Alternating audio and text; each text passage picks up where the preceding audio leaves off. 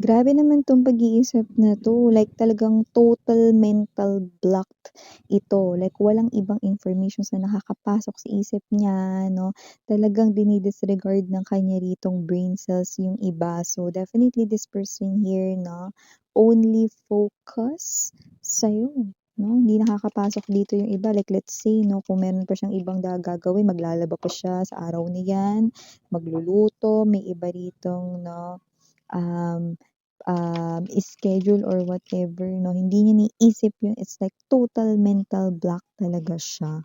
Ngayon, alamin natin kung bakit siya rito 'no, name-mental block, ano ba talaga yung pinaka-iniisip niya related sa inyo? Kasi hindi ko nakikitang nakakapasok ang ibang informations 'no, sa kanyang brain other than this iniisip niya 'no, very focus on you.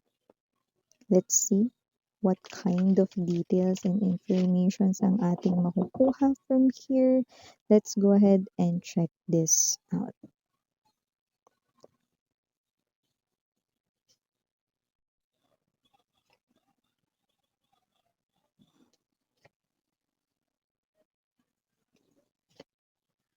Ayun na. You know, I'm seeing someone here 'no, yung parang naglalakad 'no, na parang zombie. Hindi naman yung lakad na parang robot na parang di mo maintindihan kung zombie ba or robot ba 'no. Pero parang yung energy ay hindi na nakapag-isip, you know. Naglalakad dito sa kawalan 'no. Kung sino man 'tong energy na 'to with the Eight of Wands, nakikita kong siya ay tutungo sa'yo. Yun 'no, nagpapakita actually 'no, sa aking vision right now, ang ewan ko ano ba meron ngayon, pero parang, ang yakap 'no, ay posibleng napaka-in demand ngayon 'no. Ano namang kinalaman ng yakap na 'yan, Miss 'yan 'no, wait lang 'no, wait lang 'te. Ilatag muna natin lahat, ayun na nga, main energy ng person na ito, King of Wands 'no, pero wait lang. Four of Swords right in here para makakuha pa tayo dito ng okey. Iba pang informations, alam niyo naman bago natin 'no, i-chika ang lahat-lahat kailangan alamin muna natin 'no, ang mga detalye. So, Three of Cups now, bottom of the deck, Strength, Five of Wands, and the Three of Swords.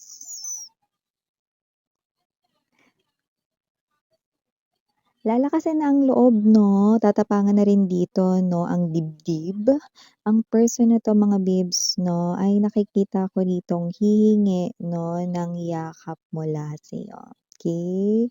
So, whatever the case may be 'no, mukhang uso ngayon yung yakap dahil ba parang lumamig na naman? Pero hindi, dahil ang taong ito 'no, mapa-mainit man 'no, mapa-hot summer man or mapa-may pagbabago sa klima ngayon 'no, sa mga ilang lugar na lumalamig 'no, hindi iyon ang dahilan kung bakit nagpapayakap ang taong ito sa inyo. Ang taong ito ay parang hindi naman na kailangan yung yakap na yun, bakit kasi you're not together anymore because you are not his or her person anymore. So, bakit manghihingi ng yakap, 'di ba? Ang taong ito with this Five of Cups energy ay may mga samut-sari ritong problema. May mga pinagdadaanan siya ngayon at mukhang hindi niya na kinakaya to the level na kailangan niya na ng masasandalan. Eh, Miss Yan, pinagpalit ako niyan sa iba, bakit hindi siya dun magpayakap, you know? Ayaw niya dun, babe. At tsaka marami sa kanila ang hindi na kino-consider na person iyon. Yung iba naman literal na hiwalay na doon 'no, may maleta na rito, nagkasabalutan na ang person mo 'no.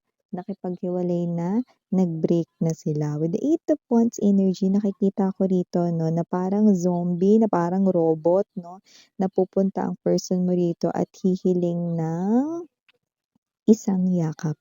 sa'yo, ayan oh. O yung iba siguro 'no, hawakan mo na lang daw yung kamay niya 'no, para lumakas yung loob niya rito harapin yung kanya ritong mga problemang pinagdadaanan. With the King of Cups 'no, nakikita ko dito na ang taong ito ay sadya talagang malungkot at hindi malaman ang kanyang gagawin. Sabaw na sabaw talaga ang kanyang isip ngayon with the Six of Coins right in here, nakikita ko dito marami siyang problemang kinakaharap 'no. Pero yung problema niya talaga sa'yo, sa inyong koneksyon ang kanya ritong pinaka-main problem. Ganun pa man, dahil ang taong ito ay nagtataglay ng King of Wands energy, ibig lamang sabihin nito na ito yung klase ng energy 'no na, lakas loob. This person here will not say no for an answer. This person here will pursue something. This person here will get anything that he or she wants. Nakikita kong pupunta siya sa'yo rito kasi you are the only one na nakikita niyang maggi-give aid or magbibigay ng relief sa kanya ritong, sitwasyon. You are the only one who can give him or her comfort. Sa'yo lang niya rito nahahanap yung comfort na talagang gumagaan ang pakiramdam niya, na talagang parang feeling niya malalampasan niya kahit na anong problema 'no. So whatever the case may be for you, parang hindi naman na ito necessary or hindi naman na ito kailangan. Bakit?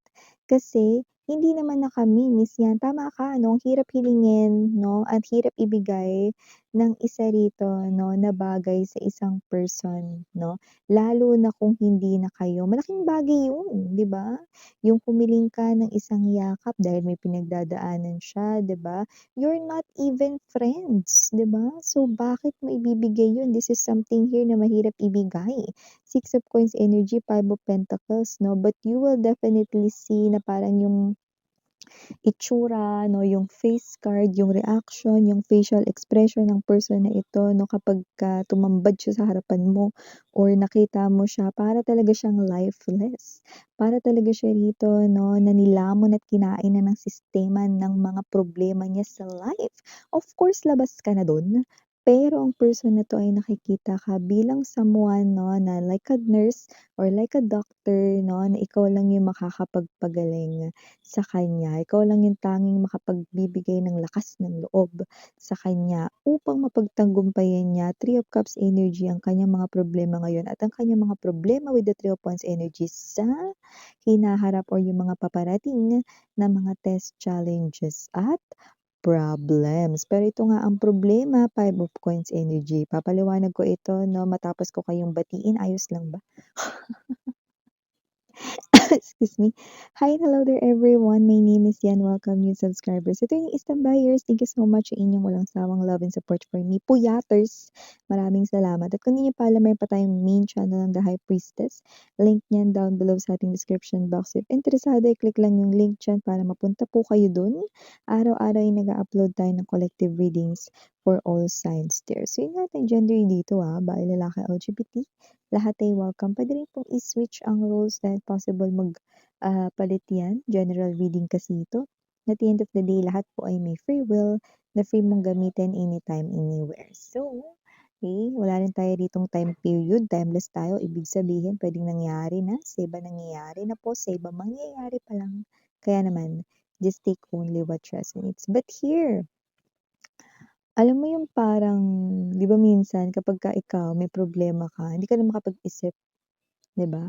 Pero iba-iba kasi ang approach ng mga tao sa problema. May mga nase-stress dun ta's dinadaan dun sa pakain-kain. Stress eating tawag dun. Iba naman dinadaan sa pag-e-exercise 'no, para gumanda na lang yung katawan nila 'no, mag-body fit na magkaroon ng abs, muscles, 'di ba dun na lang binubuhos lahat, nagbubuhat ng mga barbell 'no, or mabibigat na mga bagay, 'yan 'no. Iba naman dinadaan 'no, sa pag-iinom ng alak, iba-iba ang approach diyan. Dito naman mga babes 'no, ang kanyang problema, alam niyang hindi madadaan sa gano'n-gano'n 'no, isang yakap sul sa kanya ritong may sakit na puso. Wala siya ditong heart illness or heart diseases 'no, sa, mundo 'no ng science 'no or sa mundo ng mga sakit, hindi 'yun ang ibig sabihin ng sakit sa kanya ritong puso ay sakit ng damdamin, okey? Ibig sabihin 'no, nasasaktan ng kanya ritong heart dahil hindi na kayo, 'yan oh. Yung parang energy 'di ba na natural lang na puwede mong yakapin yung person mo kahit walang problema ka or kahit na masaya ka puwede mo siyang yakapin kasi kayo. Pero dito hindi na kayo. So, ang hirap na parang kailangan pang hingiin yung yakap, 'di ba, para ibigay ito, 'di ba? Isa yung masakit na parte or katotohanan, realidad sa kanya ngayon. Lalo na marami siya ritong pinagdadaanan, siyempre labas ka na dun. Pero nakikita natin dito 'no, na kailangan ka niya ngayon. Ngayon mga babes 'no, nasa sa inyo kung ibibigay niyo ang kanyang kailangan kahit isang yakap lang 'yun oh, kahit isang saglit mayakap ka, 'yan. Totoo naman na talagang nalulungkot siya at nalulumbay, King of Cups to the Five of Cups energy. Hindi naman natin dito nakikitang siya'y nagpapanggap or uma-acting lamang na siya'y nasasaktan. True lalo, trueness talaga 'no, in reality 'no, wasak na wasak ang kanyang puso dito 'no. So, nasa sa inyo 'yan 'no, kung hindi niyo siya bibigyan ng yakap dito magpapatuloy dito 'no, ang kanya rito na parang pagsa-struggle.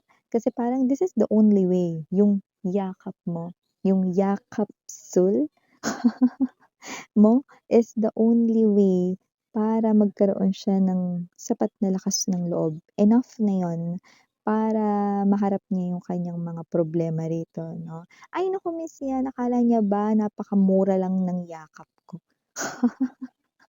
Kahit pabigyan niya ako ng maraming milyon-milyon, trilyon-trilyon 'no, or kahit na sangdamakmak na pera hindi niya mabibili yung yakap ko. Para mabigyan siya ng comfort. Nung time nga na halos lumuha ako ng dugo, wala na akong mailuha, talagang sobrang wasak na wasak yung puso ko, asan siya? Yung yakap niya ni hindi ko man lang naramdaman dahil hindi niya binigay, dahil ang yakap na yun ay binigay niya sa iba. I know, hmm. But this person right in here, kaya sa inyo 'yan kung hindi niyo siya bibigyan ng gano'ng klase 'no, ng, kaniyang hiling 'no, na mayakap kayo para man lang makaalis siya rito at maharap niya rito ang kaniyang problema 'no. Kasi with the Five of Coins energy, alam niya naman 'yon 'no, na naka-block ang inyong heart chakra pagdating sa kanya 'no. So, alam niya rito 'no, that you are someone 'no, rejecting his or her love offer because you've already got ruined because of your relationship with this person, because of the wrongdoings, because of the mistakes and faults that this person here had done sa'yo. I know. Okay. So, kung sino man 'tong energy na 'to 'no, malinaw din talaga rito 'no, na ang kailangan niya lang talaga ngayon, okey, ay ang yakap ninyo. Baka mamihasa yan miss yan, baka sa susunod gusto niya i-kiss ko naman siya or halikan ko naman siya 'no, yan. Para lang maramdaman hindi yung parang ano 'to, tingin niya sa'kin pushover ako miss yan, yan. Alam mo, tama ka. Kasi ang isang pabor ay puwedeng masundan lalo na kung ito ay mapagbibigyan. Hindi rin malabong mangyari na sa susunod na siya ay dumating sa pagkahina ng kanya ritong emosyon at mental ay humingi siya ulit sa'yo ng hindi lang yakap kundi puwedeng more pa doon, okey? So, whatever the case may be, okey, alam mo na talaga 'no, medyo mabilis kang pumikap, eh. Gusto ko sanang gawin yung mabilis na gano'n kaso hindi ako marunong. Mabilis kang pumikap, parang gano'n. So, whatever the case may be, this person right in here 'no, ay someone na nakikita ko rito na yes, masusundan pa 'yun. Okey, pero nasa inyo kung pagbibigyan niyo nga siya ngayon, pero yes, high chance na masusundan pa 'yan because strength is here. Okey. Nakikita ko rito 'no, na ang iyong person dito ay talagang Hindi na malaman. Hindi ko alam kung ikaw ba yung nagreresolba ng problema niya or ikaw yung nakakatuwang niya mag-isip ng solusyon sa problema niya dati nung kayo pa. Puwedeng hindi kasi siya natulungan dito ng third party with the trees and the trees right in here 'no, in the Four of Swords. Parang laging either kung hindi laging umaalis yung third party, laging busy yung third party sa ibang bagay or may pag-iwas din kasi with the Five of Coins 'no. Kasi yung third party parang 'pag problema yung naririnig niya, ayaw niya ng mga bagay na gano'n. So, literal na umiiwas siya kahit na yun pa ay ang kanyang person. Kasi gano'n yung nature ng third party. Kahit sa kanyang family, bahala sila na resolbahin nila yung problema nila, "Basta labas ako diyan, problema nila 'yan." 'Yan, oh. So, parang the third party hindi maaasahan 'pag pagdating dito sa pag-console ng feelings, emotions, yung pakikiramay 'no. Siya 'tong, "Sige bye, kaya mo 'yan." Fighting. Gano'n lang 'no, yung gano'n lang na literal na pagche-cheer up, okey? So, nakita natin dito 'no, na etong person mo na 'to with the Five of Wands, may mga darating pang of course human beings 'no, eh, as you move sa iyong life, talagang may mga problems, tests, challenges 'no, pero hindi naman yun para pahirapan ka, okey? Kasi kung wala ka-challenge-challenge ang life, mabo-boring ka, 'di ba?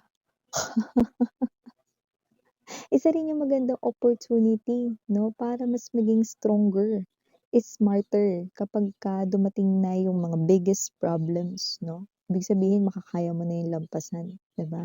But your person is too weak because aminin natin o hindi, nasandalan ka niya rito ng bonggacious even though hindi ka aware doon. Because you are the one resolving almost completely yung mga problema niya way back then, okey? And now, because you left him or her 'no, na hindi mo na siya rito babalikan or whatsoever, this person here cannot manage his or her own problems, okey, gamit ang kanya ritong own self. Yeah, hindi niya kaya ritong mag-all by himself or herself, okey? So, nakita natin dito that this person of yours will definitely come to you. Okay? Pero yun nga, parang hindi niya alam yung sinasabi niya nga lang. Okay? Kaya nga, I told you, no, that this person here could be a walking zombie or walking robot. Yan. So, initials natin dito, we have capital letter F, capital letter R, capital letter M, capital letter B as in boy, capital letter C, capital letter S, and capital letter D. For other letters might not be capital, we only have two lang naman. We have A, N. So yeah, these are all the messages. Again, in your Yana Ani. Thank you so much again. Sarang love and light. 안녕.